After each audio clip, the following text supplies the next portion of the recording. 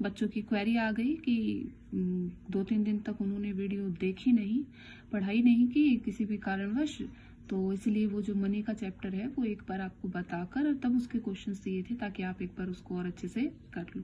तो हम इस चैप्टर को आगे से कंटिन्यू कर रहे हैं क्योंकि आपका पहले ही पढ़ा हुआ है।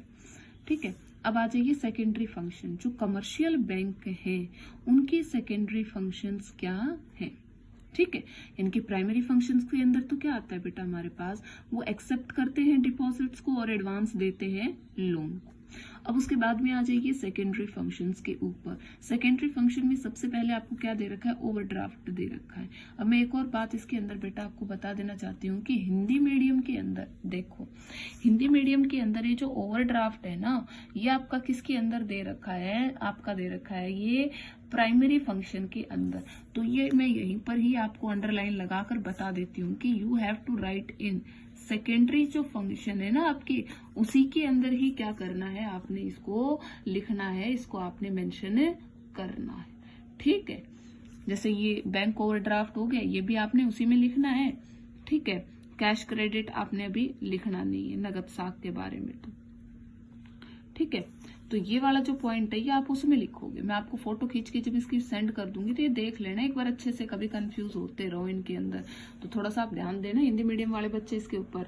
अब आ जाइए भाई यहाँ पर देखिए, आप सबको पता है ओवरड्राफ्ट क्या होता है। Overdraft is advance. एडवांस के अंदर यानी कि हमारे खाते में पैसे नहीं है, money is not in our account. ठीक है, हमारे अकाउंट में पैसे ही नहीं है, बट जो अमाउंट है दैट इज गिवन, वो क्या किया जाता है, दिया जाता है। Given by the commercial bank, commercial bank देता है।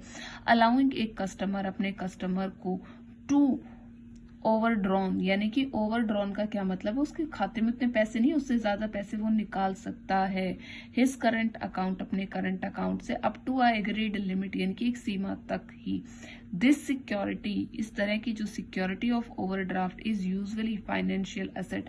अब हमारे खाते में पैसे तो है नहीं, लेकिन बैंक हमें क्या कर रहा है, उसमें जितना अमाउंट नहीं उससे ज्यादा अमाउंट देगा। तो बेटा देगा तो बैंक भी हमसे कुछ सिक्योरिटी रखेगा ना कोई फाइनेंशियल असेट्स को रखेगा वो अपने पास।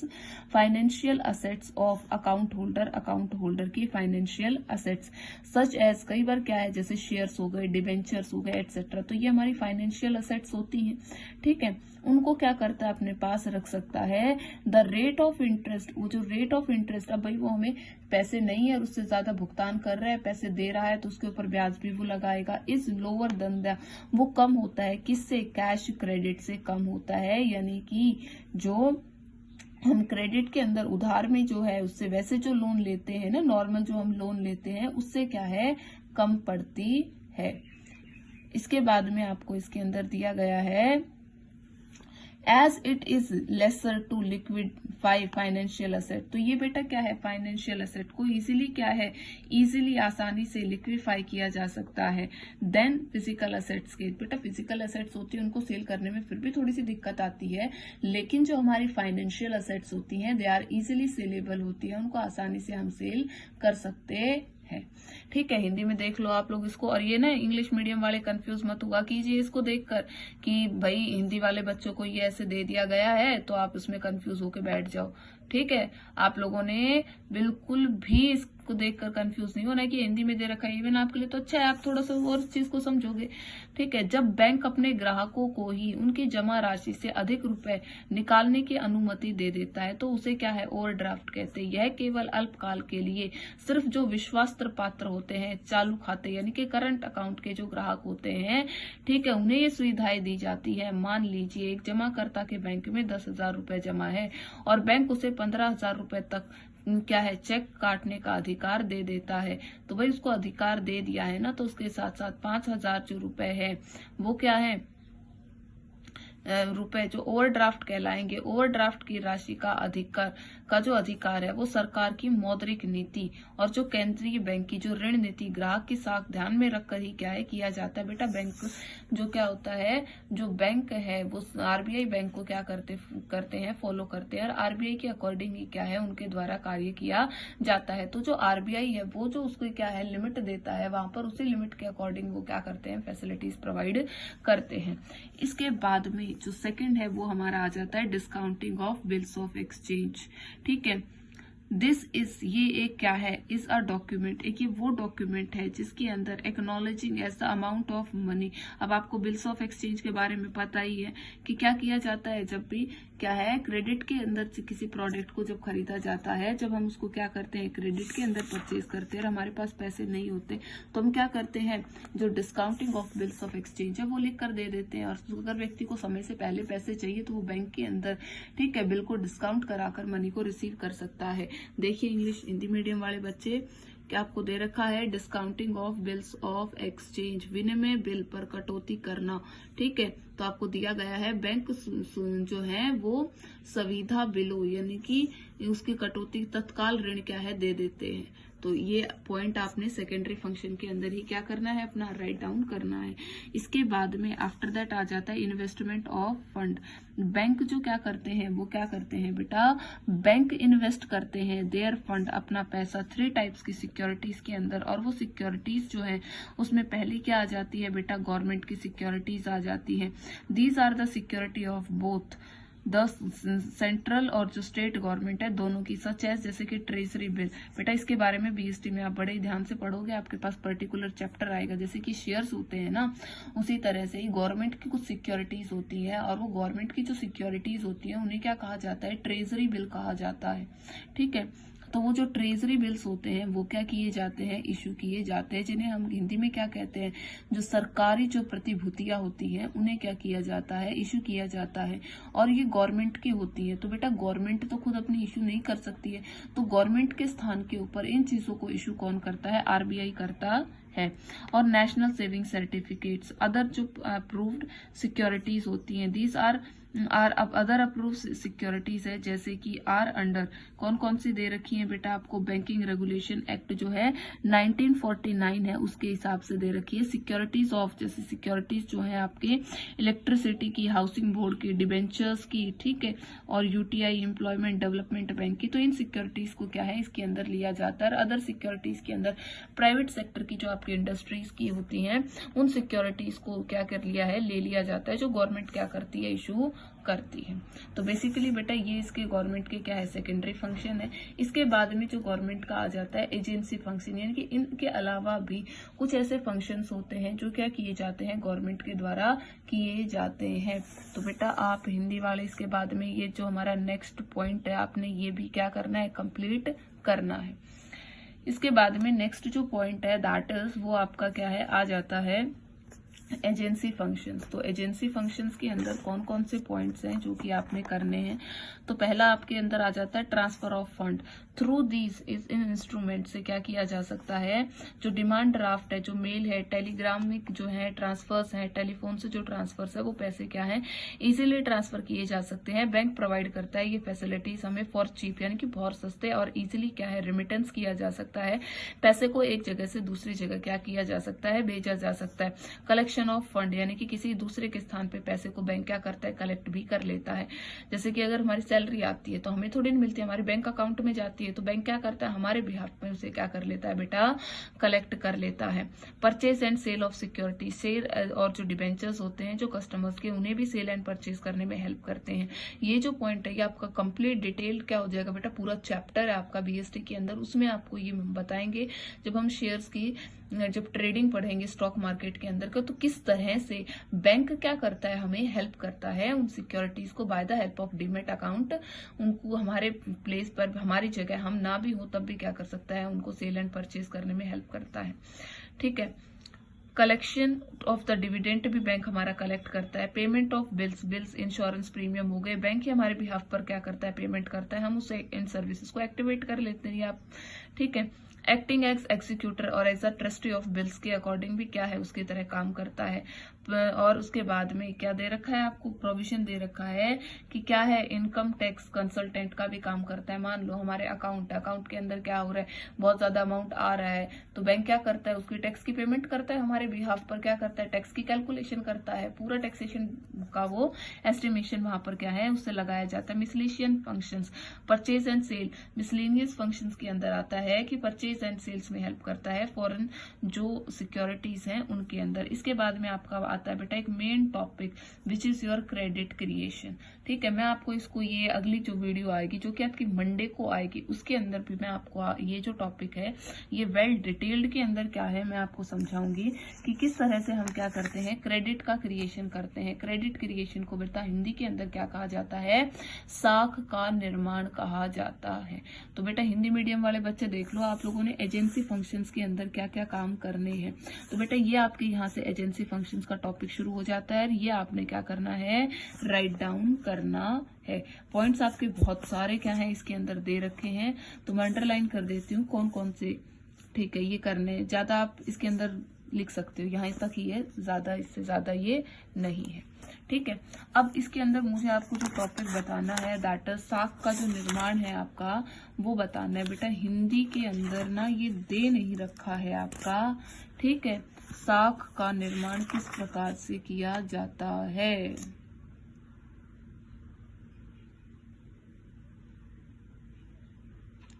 ठीक है, तो अब आप लोग मेरी एक जो बात है वो बड़े ही ध्यान से सुनिए कि क्रेडिट जो है उसका क्रिएशन किस प्रकार से किया जा सकता है। तो एक सेकेंड बेटा,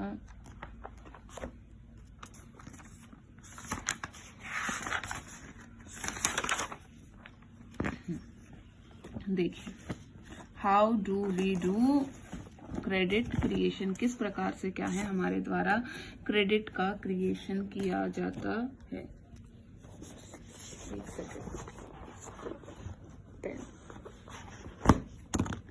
देखिए किस तरह से हम क्रेडिट का क्रिएशन करते हैं। बेटा क्रेडिट क्रिएशन का फॉर्मूला होता है हमारा, ठीक है, जिसे हम क्या कहते हैं, साख निर्माण कहते हैं, और इंग्लिश में हम इसे क्या कहेंगे, क्रेडिट क्रिएशन। किस तरह से साख का निर्माण या क्रेडिट क्रिएशन किया जाता है। फॉर्मूला होता है बेटा इसका initial deposit multiply by LRR। ठीक है बेटा, LRR को हम क्या कहते हैं, लीगल रिजर्व रेशियो कहा जाता है। ठीक है, आप हिंदी में भी इसको LRR ही पढ़ोगे। ठीक है, लीगल जो रिजर्व रेशियो होता है हमारा LRR, ये क्या होता है, CRR प्लस SLR होता है। CRR क्या होता है बेटा हमारा, कैश रिजर्व रेशियो। ठीक है, और SLR क्या होता है, स्टैच्यूरी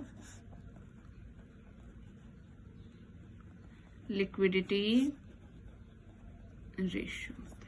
ठीक है, अब आपको ये नहीं पता कि LRR क्या है और आपको ये नहीं पता CRR और SLR क्या है, तो मैं आज आपको यही चीजें सिखाती हूँ।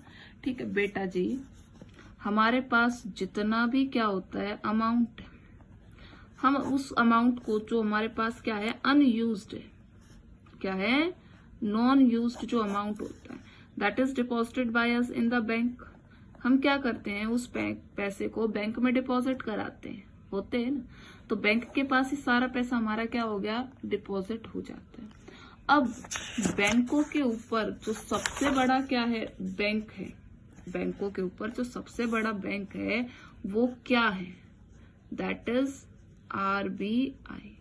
सबसे बड़ा बैंक कौन सा है बेटा, RBI है, मालूम है ना सबको। RBI क्या है, banks of bank, reserve bank of India. अब जितने भी हमारे क्या हैं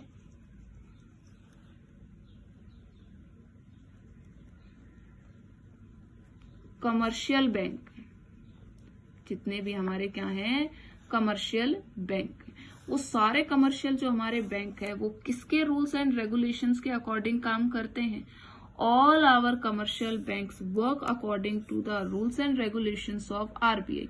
RBI क्या करता है, रूल्स एंड रेगुलेशंस इनके लिए क्या करता है, प्रिपेयर करता है, इनके लिए बनाता है, और जिन रूल्स एंड रेगुलेशंस को क्या किया जाता है, हम सबके द्वारा फॉलो किया जाता है, हम सबके द्वारा क्या है, अडॉप्ट किया जाता है। तो बेटा RBI क्या करता है, उसके रूल्स एंड रेगुलेशंस के अंदर आता है जितना भी बैंकों के पास क्या है, डिपॉजिटेड अमाउंट है, वो डिपॉजिटेड अमाउंट का एक हिस्सा, ठीक है, a part of that deposited amount, जो कमर्शियल बैंकों के पास पैसा है उसका एक अमाउंट, एक पोर्शन, जो क्या करना है, सभी कमर्शियल बैंक्स को वो पोर्शन RBI के पास क्या करना है, एज अ सिक्योरिटी डिपॉजिट कराना है, ठीक है, करवाते हैं। सब जितने भी कमर्शियल बैंक है, जितना भी पैसा उनके पास खातों में है, उसका कुछ परसेंटेज क्या किया जाता है, RBI के पास वो रखा जाता है, और जिसे हम क्या कहते हैं, CRR कहते हैं, कैश रिजर्व रेशो कहते हैं। अगर हमसे पूछा जाए what is cash reserve ratio, तो उसका जवाब है CRR is known as cash reserve ratio. It is that amount which is kept by commercial bank to the RBI. ये वो अमाउंट होता है जो वेरियस बैंक्स के द्वारा, कमर्शियल बैंक्स के द्वारा क्या किया जाता है, RBI के पास डिपॉजिट करवाया जाता है, उसे हम क्या कहते हैं, CRR कहते हैं। ठीक है बेटा, CRR क्या होता है, कैश रिजर्व रेशो, ये वो पैसे अमाउंट होता है जो क्या किया जाता है, RBI के पास सभी बैंकों को रखना पड़ता है। आगे बात समझ में बेटा सभी को। और जो SLR होता है, SLR को हम क्या कहते हैं, स्टैट्यूटरी लिक्विडिटी रेशो कहते हैं। देखो बेटा, हिंदी में CRR को क्या कहते हैं, हिंदी के अंदर जो CRR है उसे क्या कहा जाता है, नगद, ठीक है, नगद रिजर्व अनुपात, रिजर्व अनुपात कहा जाता है इसको, ठीक है। और जो SLR होता है हमारा, ठीक है, उसे क्या कहा जाता है, SLR क्या होता है हमारा, स्टैट्यूटरी लिक्विडिटी रेशो। क्या कहते हैं हम SLR को, स्टैट्यूटरी लिक्विडिटी रेशो कहते हैं, ठीक है। स्टैट्यूटरी यानी कि तरलता, यानी कि लिक्विडिटी, ठीक है बेटा। वो भी क्या किया जाता है, रखा जाता है, लेकिन वो किसके पास रखा जाता है, उसे हम क्या कहते हैं, गुणात्मक साख। इसके अंदर बेटा मुझे तो ध्यान है नहीं, स्टैट्यूटरी लिक्विडिटी को हिंदी में क्या कहते हैं, अटपटा सा नाम है इसका। और इसके अंदर जो है ना, हिंदी की जिस बुक से मैं आप लोगों की हेल्प लेके करा रही हूँ, उसके अंदर इसके बारे में दे नहीं रखा है, ठीक है, स्टैट्यूटरी की। तो आप इसको इंग्लिश में करो, जैसे कि मैंने आपको पहले कहा है ना, कि कोई दिक्कत ही नहीं आएगी, ना कोई इसको अलग क्रॉस करने वाला है, ना कोई कुछ कहने वाला है, ये आप इसको इंग्लिश के अंदर ही करोगे, ठीक है। इसके बाद में अगला जो टॉपिक है, that is your SLR। SLR को क्या कहा जाता है, स्टैट्यूटरी लिक्विडिटी रेशो। बेटा ये वो अमाउंट होता है, statutory liquidity ratio, which is capped, जिसे क्या किया जाता है, जिस पैसे को रखा जाता है। जो कमर्शियल बैंक है ना, जो कमर्शियल बैंक है वो इस अमाउंट को क्या करते हैं, अपने ही पास रखते हैं, किसी और के पास इसको सेंड नहीं करते हैं। They kept this amount to themselves, वो अपने पास ही रखते हैं कि कोई भी अगर जैसे कि कोई क्लाइंट आ जाता है, कोई अकाउंट का होल्डर आ जाता है, उसको बहुत लिमिट अमाउंट में चाहिए, या डेली की जो ट्रांजेक्शन्स होती है उनको करने के लिए जो पैसे बैंक अपने पास रखता है वो क्या होता है, स्टैट्यूटरी लिक्विडिटी रेशियो। अब एक सवाल आपके दिमाग में आया होगा, कुछ जो पैसा है, ये देखो ये इंटायर क्या हो गया, अमाउंट हो गया, इस अमाउंट का इतना सा हिस्सा तो किसमें रख दिया, CRR के रूप में रख दिया, ठीक है। इतना ज्यादा भी नहीं होता है बेटा ये, कि जितना भी बैंक के पास डिपॉजिटेड अमाउंट है उसका कुछ रेशियो, ठीक है, किसके पास रख दिया, RBI के पास रख दिया। और भाई ये इतना जो था ये बैंक ने क्या कर दिया, SLR के रूप में अपने पास रख लिया कि भाई कोई निकलवाने आ जाए, किसी को अमाउंट चाहिए। ये बाकी का जो पैसा है ये क्या है बेटा, दिस अमाउंट इज इन्वेस्टेड। ये जो अमाउंट होता है बैंक क्या कर देते हैं, इस अमाउंट को इन्वेस्ट कर देते हैं, वेरियस थिंग्स के अंदर इसको इन्वेस्ट करते हैं। बैंक क्या करते हैं, कई गवर्नमेंट की सिक्योरिटीज भी परचेज करते हैं। अब बैंक देखो प्रॉफिट भी तो कमाता है ना, लोन के फॉर्म में उसको दे रहा है, किसी अनदर बिजनेस हाउसेस को अमाउंट दे रहा है। क्लियर। तो ये हमारे क्या होते हैं, SLR और CRR होते हैं। ये दोनों पॉइंट आपने याद रखने हैं। CRR क्या होता है, CRR वो अमाउंट होता है जो अमाउंट सभी बैंकों को क्या करना पड़ता है, RBI के पास डिपॉजिट करा के रखना पड़ता है। और SLR वो अमाउंट होता है जो सभी बैंक्स अपने पास ही क्या करते हैं, रिजर्व करके इस अमाउंट को रखते हैं कि in certain situation they can use that amount for make the payments. आगे बात समझ में। और जो लिक्विड LRR होता है, ठीक है, LRR जो होती है वो क्या होती है, CRR प्लस SLR दोनों का क्या होता है, जोड़ होता है। आगे बात समझ में आपको। यहाँ तक आपने क्या करना है, इसको लर्न करना है, राइट डाउन करना है। कल की संडे है, कल काम आपका आएगा नहीं, तो इट्स योर्स रिस्पॉन्सिबिलिटी कि ये जो बैंकिंग का चैप्टर है ये शुरुआत से आप लोग क्या करोगे, इसको पढ़ोगे और नोटबुक्स के अंदर इसको मेंशन भी करोगे।